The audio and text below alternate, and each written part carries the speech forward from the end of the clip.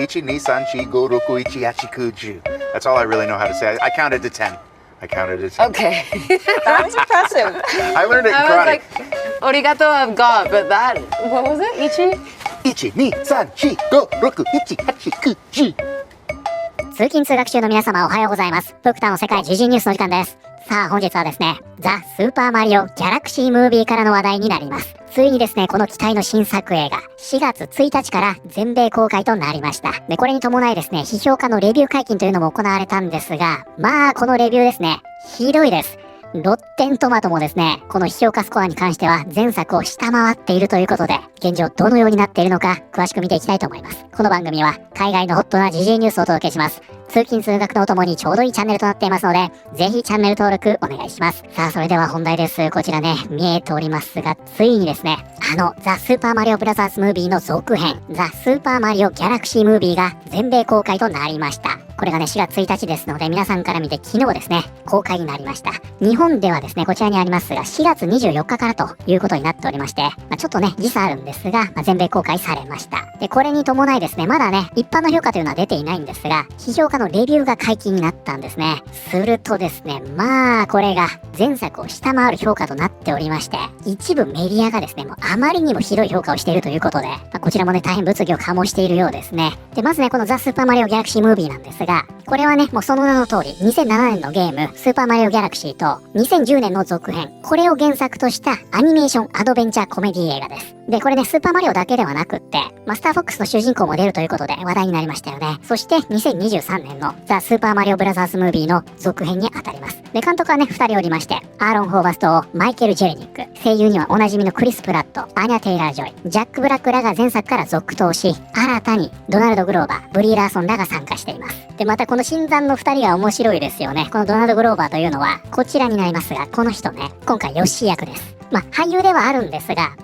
チャイルディッシュ・ガンビーノという名義で、ミュージシャンとしても有名なんですね。で、彼はですね、2018年、This is America という曲で、この MV をね、公開するんですが、この内容がですね、かなりセンセーショナルなものとなっておりまして、現代のアメリカというのを風刺していたわけですね。で、これでですね、大変物議を醸しました。で、これはね、たびたび蒸し返されるんですが、今年に入ってもね、X 上では、この MV がシェアされ、めちゃくちゃ叩かれてました。で、どうやらね、現在は、このチャイルディッシュ・ガンビーノという名義は封印しているようですね。そしてこちらがね、キャプテンマーベルでもおなじみのブリー・ラーソンですね。任天堂好きとしてね、非常に有名でして、今回ロゼッタ役で出演しているんですが、彼女はですね、2018年でしたっけね、ウーマン・イン・フィルム・アワードという、このメディア分野で活躍する女性を称えるためのね、賞があるんですが、これを受賞し、ここに登壇してスピーチをするんですね。そしてここで、その批評家のね、多様性が足りないという演説をするんですが、この多様性が足りないという話だけをしておけばよかったんですが、この時に、白人男性の批評家をやり玉に挙げて、揶揄するようなスピーチをしてしまうんですね。で、これはね、ウーマン・イン・フィルム・アワードの授賞式ですから、このステージ内であれば、ちょっとしたリップサービスとしてね、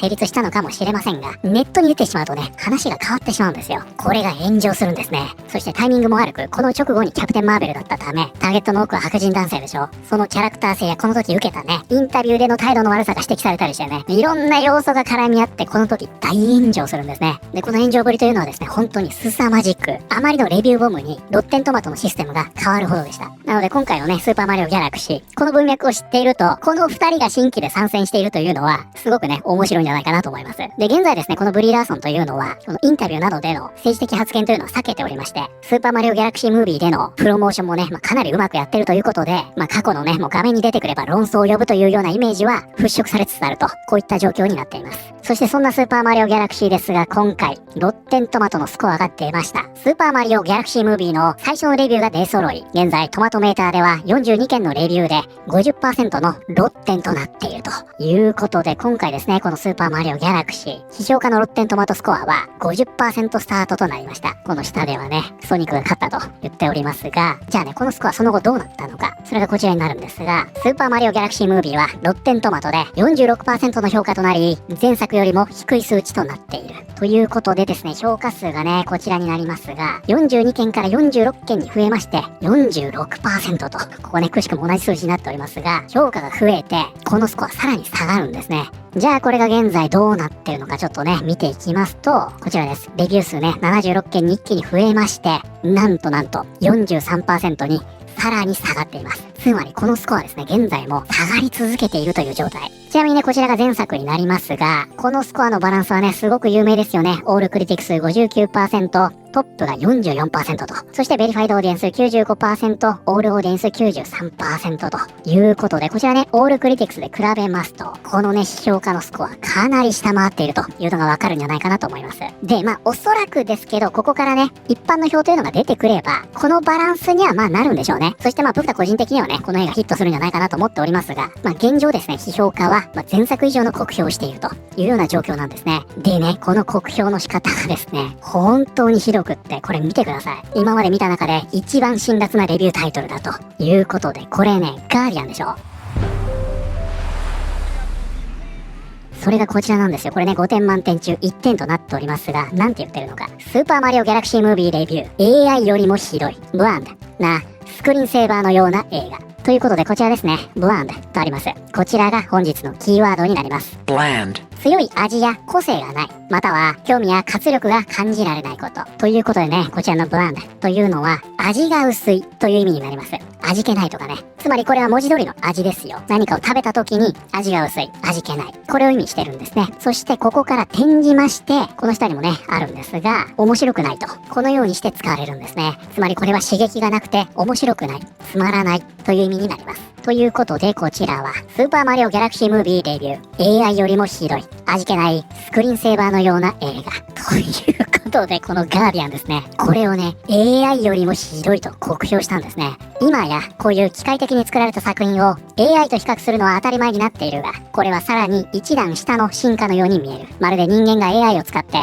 もともと AI が生成したものをコピーしようとした結果、どの国でも地元の声優吹き替えで売れるような味気なく単純なテンプレートを作ってしまったかのようだ。イースター休暇に合わせて家族から金を巻き上げる手段であることは確かである。そしてこちらね、ザラップの表になるんですが、ここ見てください。スロップとあります。これはね、AI スロップで有名になりました。つまり粗悪品ですね。ゴミと言っていいでしょう。このマリオをね、間接的にスロップだと言ってるわけですね。ここ出だしね、子供はスロップでも楽しめるんだと。でもだからといって子供がちゃんとした作品を評価できないわけではない。子供向け映画が素晴らしい時に文句を言う人はいない。魅力的なキャラクターがいて、引き込まれるストーリーがあり、掘り下げる価値のあるテーマがある作品なら、K-POP デーモンハンターズの制作者は失敗した。もっとひどくするべきだった。なんて誰も言わないだろう。子供がいい映画を好むことは分かっている。だから映画を悪く作るのは必要だからではなく、単なる選択に過ぎないと。いうことで、つまりはね、今回のこのスーパーマリオギャラクシー、子供しか楽しめないようなスロップになっていると。こういうことを言ってるわけですね。ただ一方でね、こちら元の記事になるんですが、この手抜きのダサくは、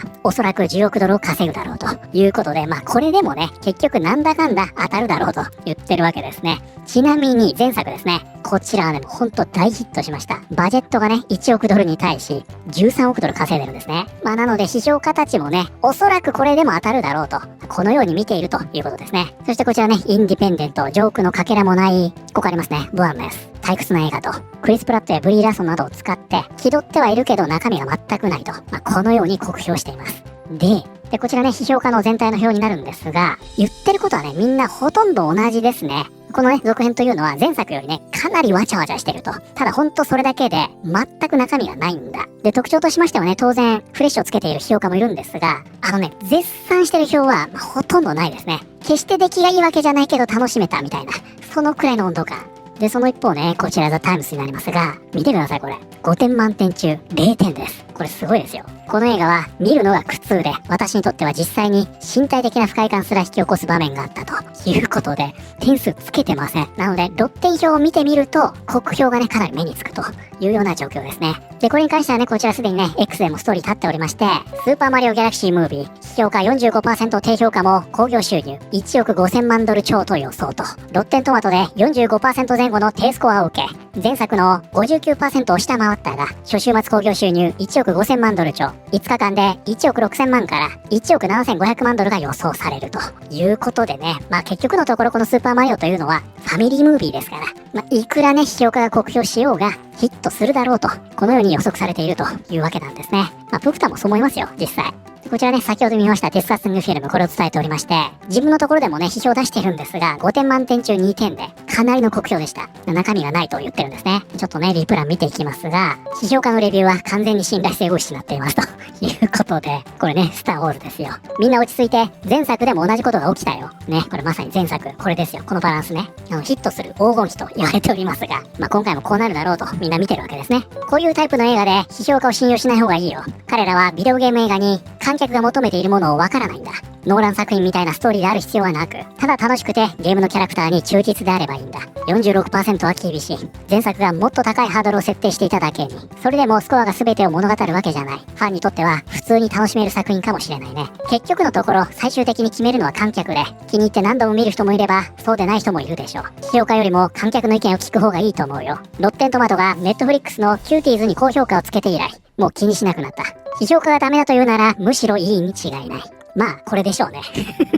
はい、ということで本日はですね、ついに全米公開となりました、ザ・スーパーマリオ・ギャラクシー・ムービー。この批評家の評価が、前作を下回るも大ヒットの予想が出ている。という話題を見てまいりました。いかがだったでしょうか。まあ、前作がありますからね、今回の批評家の評価を受けて、ああ、これダメなんだと思う人は、まあいないでしょうね。本当にね、先ほどの方が言っていましたが、この手の映画でね、批評家の意見を聞いてもしょうがないということなんでしょうね。で、全米ではですね、4月1日、収録時点で今日なんですが、公開されてますので、もう間もなくね、オーディエンスの評価が出てくると思います。初動なんかも含めましてね、またそのあたりもお伝えできるかもしれません。日本ではね、こちら4月24日から公開ということで、皆さんどうですか？これ見に行かれますか？ぜひね、皆さんのご意見も聞かせてください。ということで、本日の動画は以上になります。この動画良かったよと思っていただいた方、ぜひチャンネル登録、グッドボタンお願いします。それではまた、通勤通学中にお会いしましょう。